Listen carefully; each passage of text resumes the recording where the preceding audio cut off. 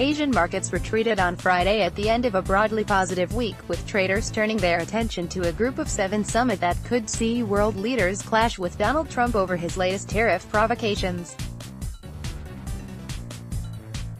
While there remain concerns about a possible trade war and other geopolitical issues, equities have enjoyed a positive run since last Friday's strong U.S. jobs report that fueled optimism in the global outlook.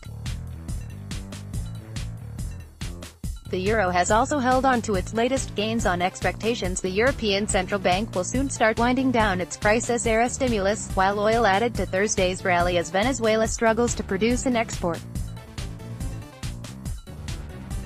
Japan's Nikkei ended the morning session 0.1% down, while Hong Kong lost 1% after a six-day run. Shanghai slipped 0.9% ahead of key Chinese trade data, Sydney lost 0.1%, Singapore was down 0.5% and Seoul dropped 0.7%. Taipei, Manila and Jakarta were also down. As leaders arrive in Quebec for the G7 meeting, there is talk that Trump could expect some harsh words after he imposed tariffs on steel and aluminum from Canada, Mexico and the European Union. The move has led to retaliatory measures and sparked fears of a global trade war.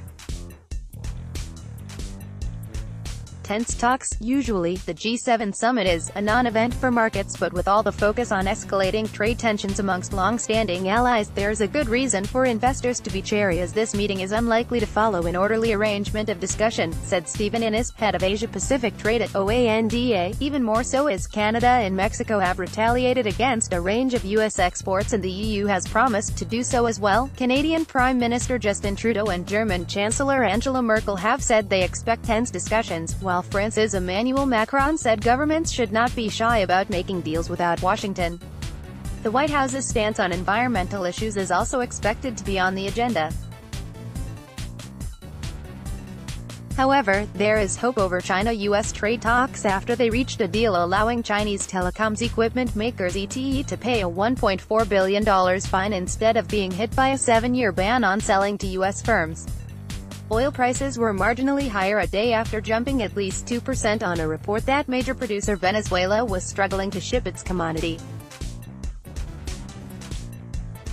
Also providing support were signs of cracks in oil cartel OPEC, with some members not as keen as kingpin Saudi Arabia to end an output cap that has been in place with Russia for 2 years. While oil prices may have seen their near-term peaks, it's highly unlikely prices will collapse, but rather OPEC, through gradual supply increases, will guide prices low enough so U.S. consumers will not feel the pinch, yet remain high enough to benefit the industry going forward.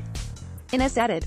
Key figures: Tokyo, Nikkei 225 down 0.1% at 22,799.69. Break. Hong Kong, Hang Seng, down 1.0% at 31,212.56. Shanghai, Composite, down 0.9% at 3,080.75. Euro, Dollar, up at $1.1803 from $1.1799 at 2,100 GMT. Pound, Dollar, down at $1.3419 from $1.3421 per yen, up at 109 yen and 76 cents from 109.73 yen. Oil, West Texas Intermediate, up 13 cents at $66.08. Oil, Brent crude, up 1 cent at $77.33 per barrel. New York Dow Jones, up 0.4% at 25,241.41. Close. London, FTSE 100, down 0.1% at 7,704.40. Close. Published in Daily Times, June 9, 2018.